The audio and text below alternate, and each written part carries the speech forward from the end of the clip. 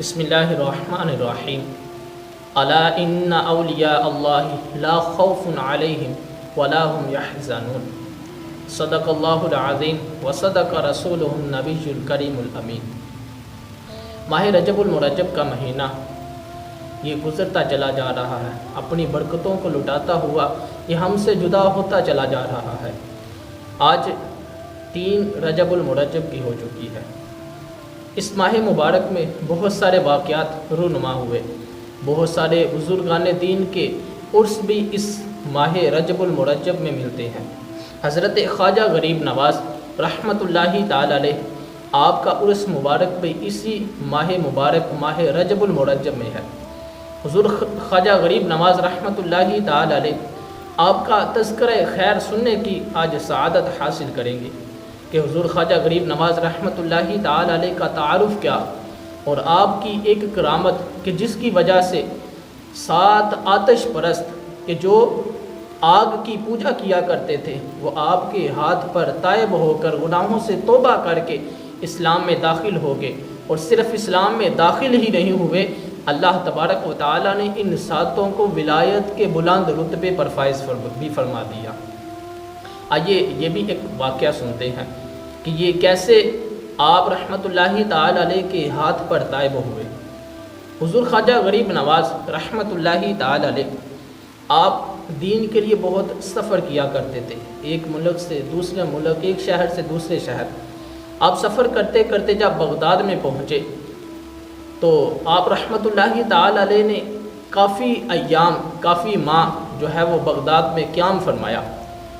Baghdad میں 7 آتش پرست جو آگ کی پوجا کرتے تھے وہ بھی ادھر رہا کرتے تھے۔ وہ اپنے عقیدے کے اعتبار سے آگ کی پوجا کرنے میں بہت ہی محنت اور مشقت کرتے تھے۔ ایک مرتبہ وہ 7 حضور خواجہ غریب نواز رحمۃ اللہ تعالی علیہ کی بارگاہ میں حاضر ہوئے۔ حضور خواجہ غریب نواز رحمۃ اللہ تعالی علیہ آپ نے جب ان کو آتے ہوئے دیکھا تو اپنے جلالی نگاہ ان پر ڈالی۔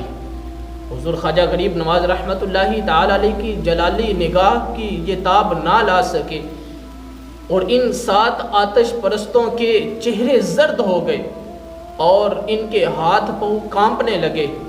حضور خواجہ غریب نواز رحمۃ اللہ تعالی علیہ پڑ ملال انداز میں، پڑ ملال لہجے میں آپ رحمۃ اللہ تعالی علیہ نے فرمایا، اے بد دینوں، تم اللہ عز و جل کی عبادت کو چھوڑ کر آگ کی عبادت کرتے ہو۔ انہوں نے کہا کہ ہم آگ کی عبادت اس وجہ سے کرتے ہیں کہ یہ آگ ہمیں جلائے نہ، اس وجہ سے ہم آگ کی عبادت کرتے ہیں۔ حضور خواجہ غریب نواز رحمۃ اللہ تعالی علیہ آپ نے فرمایا کہ آگ اس بندے کو ہرگز نہیں جلا سکتی جو آگ کے خالق، آگ کے مالک، آگ کو پیدا کرنے والے اللہ تبارک و تعالی کی عبادت کرتے ہیں، آگ اس کو ہرگز نہیں جلا سکتی۔ یہ سن کر ان 7 آتش پرستوں نے، ان 7 آگ کی پوجا کرنے والوں نے، انہوں نے کہا کہ آپ تو بہت ہی اللہ کی عبادت کرتے ہیں، آئیے آج تجربہ کر لیتے ہیں۔ اگر آپ اللہ کی عبادت کرتے ہیں اور آگ نے آپ کو نہ جلایا تو ہم اسلام قبول کر لیں گے، ہم مسلمان ہو جائیں گے۔ جب حضور خواجہ غریب نواز رحمۃ اللہ تعالی علیہ آپ نے یہ سنا، آپ کے جو ولایت ہے وہ جوش میں آئی اور آپ نے فرمایا کہ یہ آگ تو معین الدین کے جوتے کو نہیں جلا سکتی، قریب ہی آگ تھی، یہ فرمایا اور اپنا جوتا اس آگ میں ڈال دیا اور آپ کو حکم دیا کہ معین الدین کے جوتے کو مت جلانا۔ آگ نے آپ کے حکم پر اس طرح عمل کیا کہ بالکل آگ ٹھنڈی ہو گئی۔ حضور خواجہ غریب نواز رحمۃ اللہ تعالی علیہ کی یہ کرامت کو دیکھ کر وہ 7 آتش پرست آگ کی پوجا کرنے والے، ان کے دل روشن ہو گئے، ان کے دل میں جو نور ایمان تھا وہ جگمگا اٹھا اور وہ اسلام میں داخل ہو گئے، کلمہ پڑھ کر مسلمان ہو گئے۔ حضور خواجہ غریب نواز رحمۃ اللہ تعالی علیہ نے اپنی صحبت اور اپنی خدمت کا ان کو شرف دیا اور انہوں نے حضور خواجہ غریب نواز رحمۃ اللہ تعالی علیہ کی خدمت سے ایسا فیضان حاصل کیا، ایسا جو ہے وہ برکت حاصل کی کہ اللہ تبارک و تعالیٰ نے ان ساتوں کو اپنا برگزیدہ بندہ بلکہ ولایت کے عظیم رتبے پر آپ کو فائز کر دیا۔ حضور خواجہ غریب نواز رحمۃ اللہ تعالیٰ علیہ کی کتنی پیاری کرامت ہے کہ وہ جو 7 آتش پرست جو آگ کی پوجا کرنے والے تھے ان پر اپنی نگاہ کو ڈالا، ان کے جو جسم تھے ان کے چہرے وہ زرد ہو گئے، ہاتھ پاؤں کانپنے لگے۔ اور دوسری بات جو آپ نے ارشاد فرمائی، آپ نے فرمایا کہ آگ کی بات کرتے ہو، آگ تو معین الدین کے جسم کو کیا اس کے جوتے کو نہیں جلا سکتی۔ اور یہ کرامت کو دیکھ کر وہ 7 آتش پرست کیسے آپ کے ہاتھ پر تائب ہو کر اللہ تبارک و تعالیٰ پر ایمان لے آئے، اللہ تبارک و تعالیٰ کی وحدانیت کو پہچان لیا کہ بے شک جس کی عبادت کی جاتی ہے، جس کو پوجا جاتا ہے، وہ صرف حقیقی خدا ہی ہے جو تمام کو پیدا کرنے والا ہے۔ حضور خواجہ غریب نواز رحمۃ اللہ تعالیٰ علیہ، آپ رحمۃ اللہ تعالیٰ علیہ کا آئیے کچھ مختصر سا تعارف سنتے ہیں۔